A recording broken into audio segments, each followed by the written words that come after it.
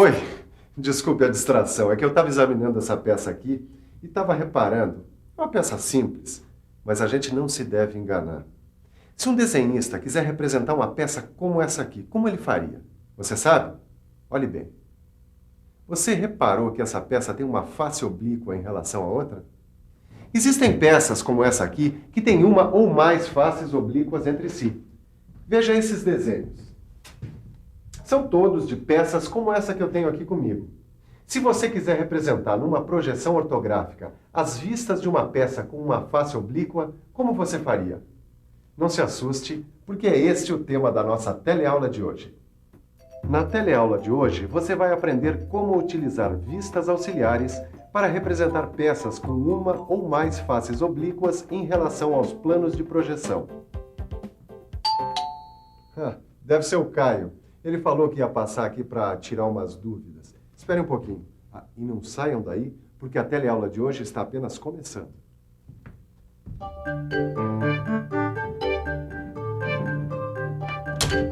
Oi, Caio. Olá, Ananias, tudo bom? Tudo bem, entra.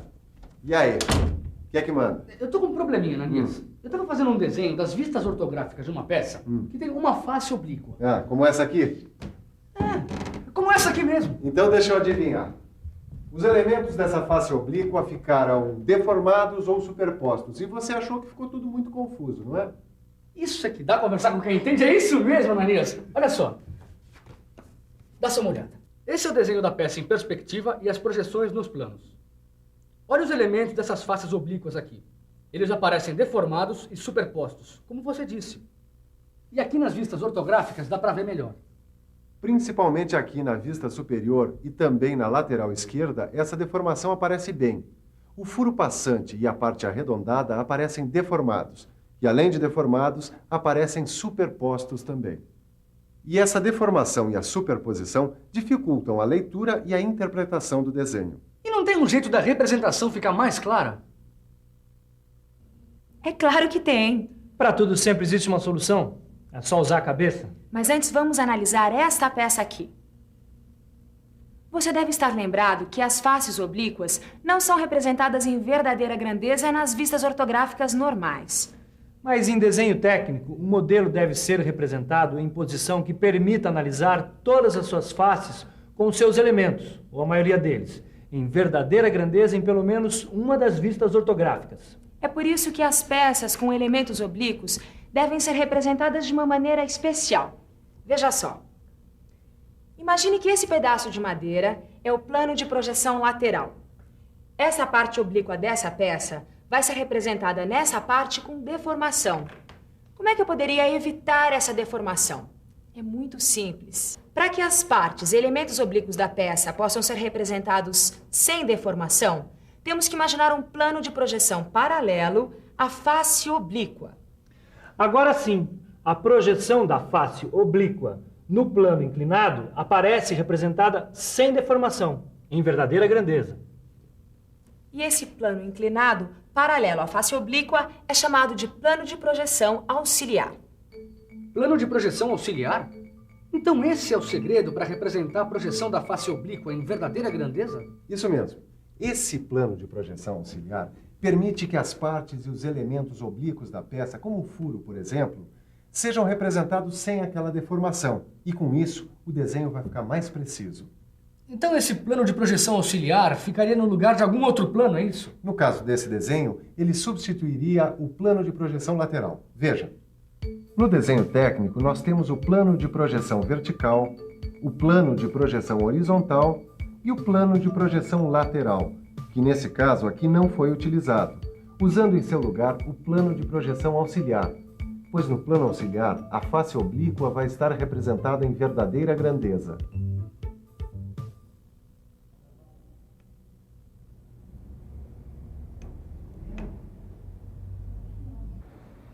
E aí, Titão, que desenho é esse? E aí, Silva? Eu estou estudando o plano de projeção auxiliar. Ah, não é difícil de entender, não é mesmo? Não, essa história do plano de projeção auxiliar, que tem que estar paralelo à face oblíqua, eu já entendi.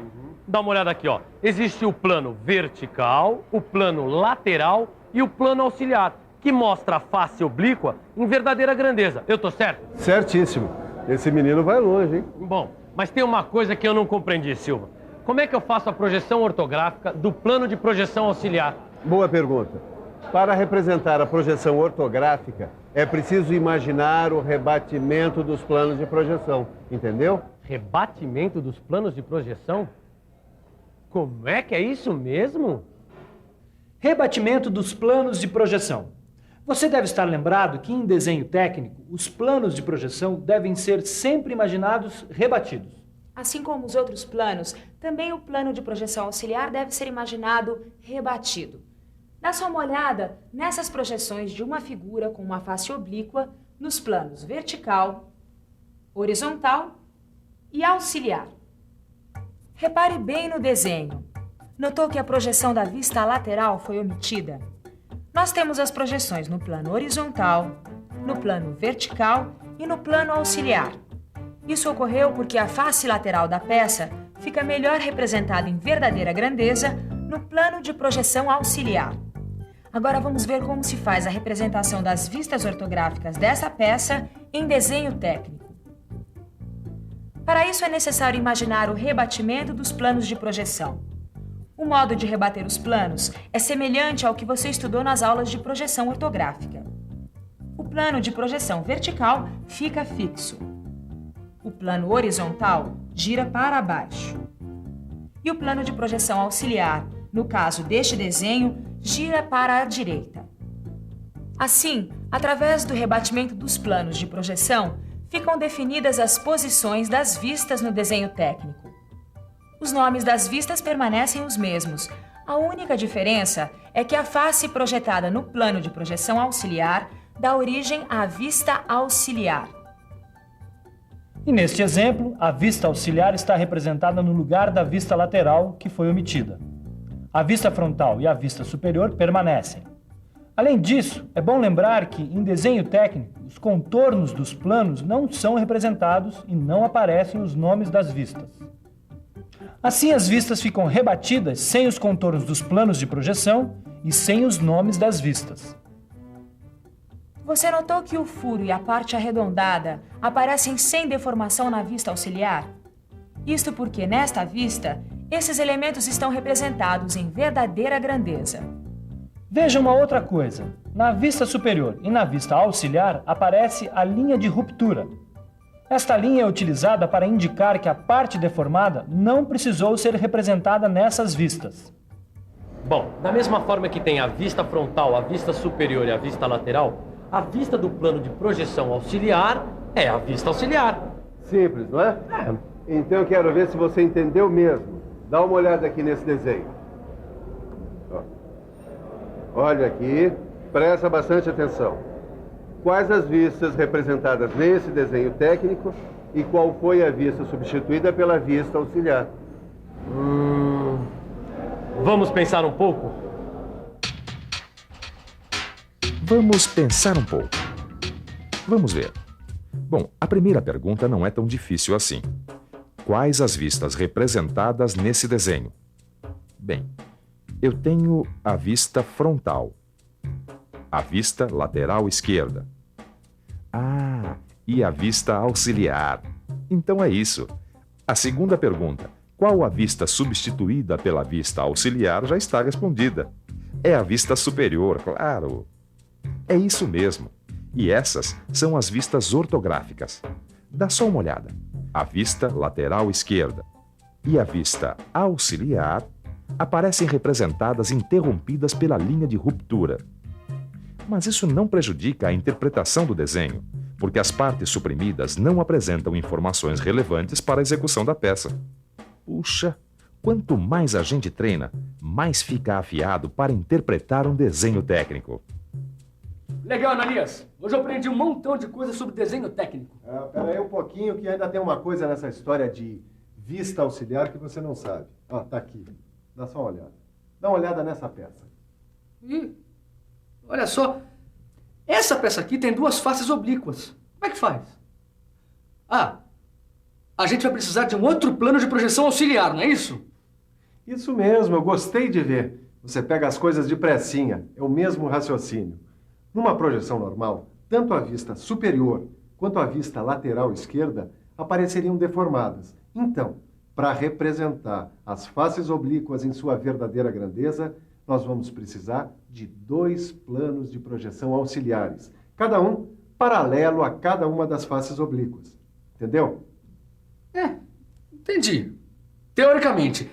Mas na prática o desenho não vai ficar um pouco confuso, não? Claro que não. Muito pelo contrário.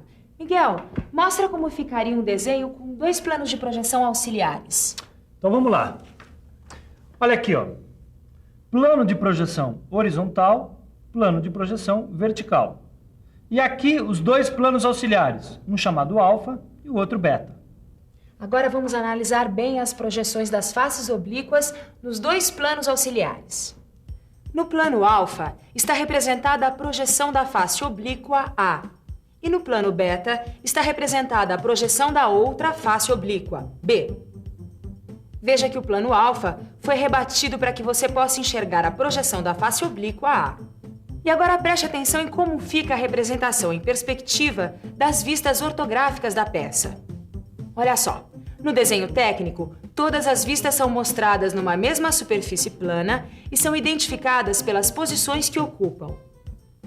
E uma vez que os contornos dos planos de projeção não são mostrados nos desenhos técnicos, as vistas são representadas deste modo.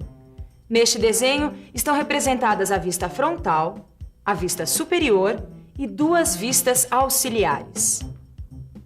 E você notou que as vistas representam a verdadeira grandeza de cada elemento. Essa é a função das vistas auxiliares. Depois de tanta projeção, que tal uma boa revisão? E atenção, se liga aí que é hora da revisão. Na teleaula de hoje, você aprendeu que para representar peças que possuem uma ou mais faces oblíquas em relação aos planos de projeção, é preciso lançar mão de um recurso conhecido como vistas auxiliares.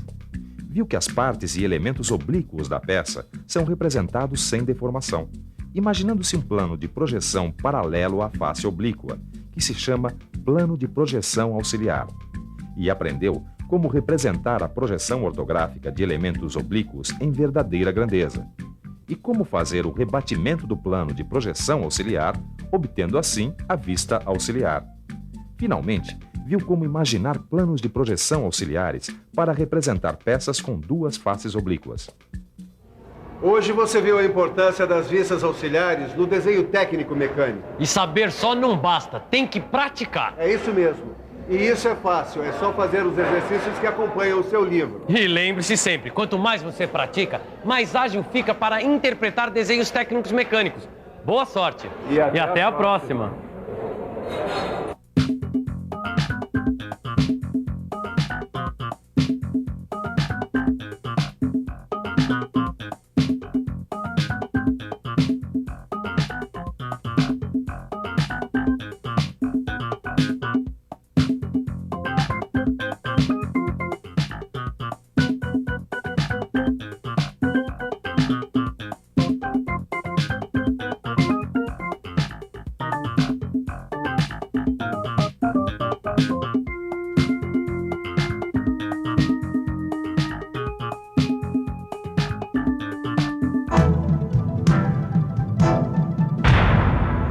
Telecurso 2000, um programa de educação do Sistema Fiesp e da Fundação Roberto Marinho.